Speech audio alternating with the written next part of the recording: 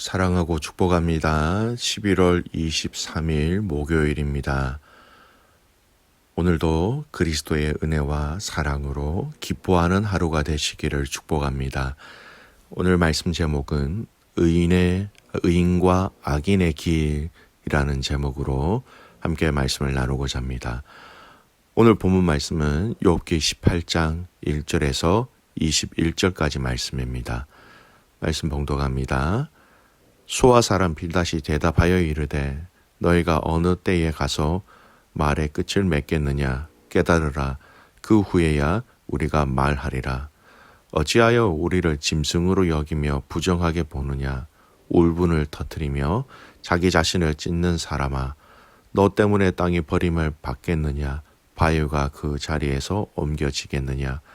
악인의 빛은 꺼지고 그의 불꽃은 빛나지 않을 것이요 그의 장막 안의 빛은 어두워지고 그 위의 등불은 꺼질 것이요 그의 활기찬 걸음이 피곤하여지고 그가 미련한 꾀에 스스로 빠질 것이니 이는 그의 발이 그물에 빠지고 올가미에 걸려들어 그의 발 뒤꿈치는 덫에 치이고 그의 몸은 올무에 얽힐 것이며 그를 잡을 덫이 땅에 숨겨지고 그를 빠뜨릴 함정이 길목에 있으며 무서운 것이 사방에서 그를 놀라게 하고 그 뒤를 쫓아갈 것이며 그의 힘은 기근으로 말미암아 쇠하고 그 곁에는 재앙이 기다릴 것이며 질병이 그의 피부를 삼키리니 곧 사망의 장자가 그의 지체를 먹을 것이며 그의 의지하던 것들이 장막에서 뽑히며 그는 공포의 왕에게로 잡혀가고 그에게 속하지 않은 자가 그의 장막에 거하리니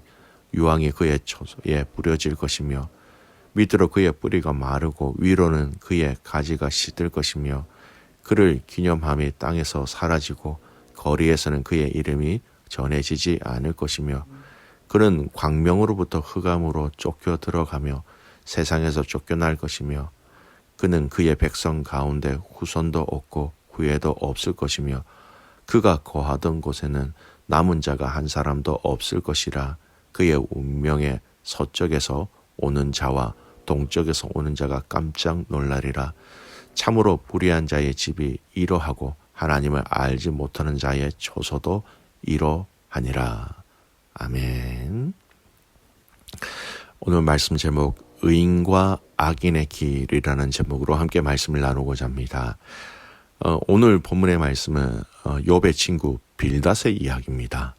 욥의 세 친구 중에 두 번째 등장한 이 빌닷의 두 번째 책망, 권면 또는 반론이다라고 보시면 되겠습니다. 이전의 본문의 내용들을 보셔서 아시겠지만 친구들 중에서 가장 직접적으로 또 원색적으로 욥을 비판하고 정죄한 친구가 바로 빌닷입니다. 오늘 두 번째 이 욥의 친구 빌닷의 이런 비판과 정죄함도 마찬가지입니다. 굉장히 공격적이고 아프게 말하고 있고 이미 자신의 생각과 논리로 결론지어 욥을 죄인으로 정죄하고 있다라는 겁니다. 오늘 빌닷의 두 번째 이 변론 또는 충고의 핵심이 무엇입니까? 2절 말씀 보십시오.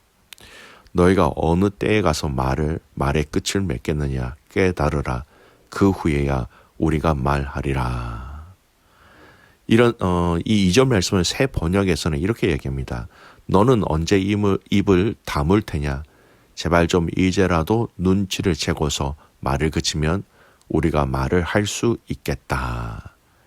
이제 좀 눈치를 채라라는 것.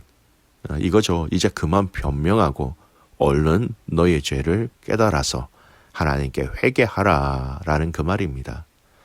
그래서 이후에 오늘 5절에서 또 쭉 이어지는 21절까지의 말씀은 악인, 죄인들이 회개하지 아니하였을 때 당하게 되는 모든 결과들을 하나하나 예를 들어서 상세하게 이야기하고 있습니다. 왜 이런 의미가 있을까요? 죄인들의 결론이 이것이니 너 빨리 회개해라는 겁니다. 그 서두가 어떻게 시작합니까? 5절 말씀 보십시오. 악인의 빛은 꺼지고 그의 불꽃은 빛나지 않을 것이요. 악인은 결국 그 죄악의 문제가 해결되지 않으면 없어질 것이며 영영이 죽을 것이다. 이 이야기부터 시작합니다. 그러면서부터 6절 이후로부터는 아주 상세하게 하나하나 예를 들어가면서 악인의 마지막 결론이 어떻게 되는지를 설명하고 있습니다. 악인의 장막이 어두워지고 그의 등불은 꺼질 것이고 그는 피곤해질 것이고 그는 자기 꾀에 빠질 것이고 그의 발이 그물에 빠지고 올가미에 걸릴 것이다. 이렇게 얘기합니다. 특히 13절은 이렇게 얘기하죠. 13절 제가 읽습니다. 질병이 그의 피부를 삼키리니 곧 사망의 장자가 그의 지체를 먹을 것이며. 욥은 지금 피부의 질병으로 인한 심한 고통 중에 있었지요. 그런 그에게 이런 피부에 대한 질병을 예를 들어서 죄인이라는 것을 빨리 인정하라는 말은 정말 비수와도 같은 말이었습니다. 사랑하는 귀한 믿음의 가족 여러분, 빌닷의 주장 가운데는 악인이 받을 보응에 관한 것을 얘기하고 있지요. 욥을 염두에 두고 말한 것뿐만 아니라 인과응보 사상에 입각한 것이라는 점에서 굉장히 잘못된 것입니다. 고통의 원인을 죄의 결과로만 보는 그런 인과응보의 관점에서 본 그들의 연약함, 단적을 그대로 보여주고 있습니다. 사랑하는 믿음의 가족 여러분, 고통의 원인은 너무나도 다양합니다. 그리고 그 고통을 통하여 하나님이 이루어 가시고자 하시는 것 또한 너무나 다양합니다. 그리고 그 방법, 그 길 또한 우리가 이해하지 못할 경우가 얼마나 많이 있습니까? 나의 것으로, 나의 깨달음으로, 나의 지식과 지혜로 다른 사람을 정죄하는 것이 아니라 사랑하고 축복하고 세워주는 것에 전력을 다하시는 믿음의 가족들 되시기를 축복합니다. 두 번째, 종말론적으로 보면 이 빌닷의 말은 틀림없이 실현될 진리라는 것을 우리는 알아야 합니다. 하나님은 당신의 영원한 작전과 계획에 따라 악인들에 대한 결정적인 심판을 세상 종말의 그때로 유보해 두셨지요. 그래서 이 세상에서는 인과응보의 원리가 현실적으로 완벽하게 실현될 수는 없습니다. 즉, 이 세상에는요, 얼마든지 악인이 형통할 수 있고 얼마든지 의인이 고난을 당하는 부조리한 일들이 얼마든지 발생하고 있고 또 여러분, 실제로 우리 주변에서는 이런 일들이 빈번하게 발생하고 있다라는 겁니다. 악인의 형통을 우리는 얼마나 많이 볼 수 있습니까? 시편 73편에 보면요, 지은이가 아삽인데요. 아삽이 이렇게 얘기합니다. 악인이 죽을 때 고통 없이 죽는 것을 보고 아삽은 큰 시험에 빠졌다라고 이야기할 정도로 악인의 형통은 비일비재하게 많이 볼 수 있습니다. 하지만 하나님은 절대 공의로우시기 때문에 악을 절대 관과하지 아니하신다라는 것을 기억하셔야 돼요. 하나님은 이제 세상의 종말이 이르면 악인들을 심판하여 영원한 어둠과 멸망에 던져 넣으실 것입니다. 이는 비단 세상 마지막 때까지 생존하고 있는 악인들에게만 해당되는 것이 아니지요.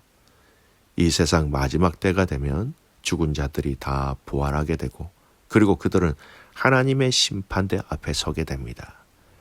그들이 이 세상에서 행한 행위에 따라 엄정하게 보응을 받게 된다라는 것.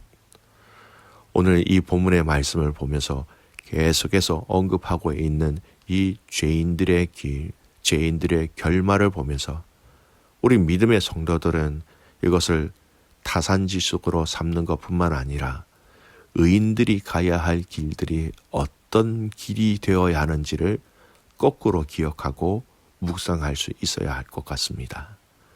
의인들, 그리스도를 주라 시인하는 인정하는 성도들이지요. 이 땅에서 어떻게 살아가야 하는 것인가? 어떤 말을 행해야 되는 것인가? 어떻게 믿음으로 반응해야 하는 것인가? 오늘 이 말씀을 통해서 깊은 깨달음과 동시에 함께 그런 삶을 우리의 생활 속에서 살아갈 수 있는 믿음의 가족들 되시기를 축복합니다.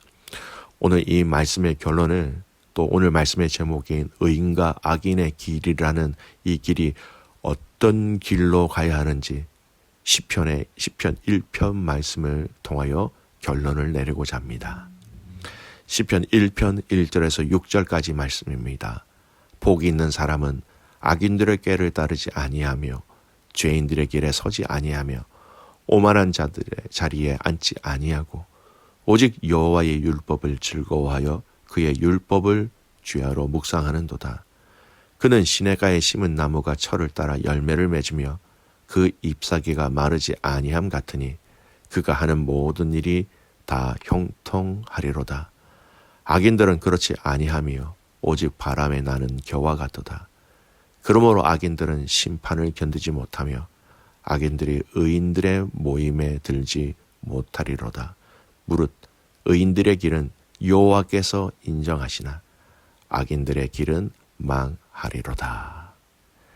사랑하는 귀한 믿음의 가족 여러분, 빛의 자녀들답게 살아가는 하루가 되시기를 축복합니다. 빛의 자녀들답게 하나님의 말씀을 통해서 살아가시기를 축복합니다. 죄인들의 길에 서 있다면 그 길에서 벗어나시기를 축복합니다. 그 주님이 이 땅에서 맺기 원하시는 의인의 삶의 열매를 주님께 드릴 수 있는 저와 여러분이 되시기를 축복합니다. 말씀의 결론을 맺습니다.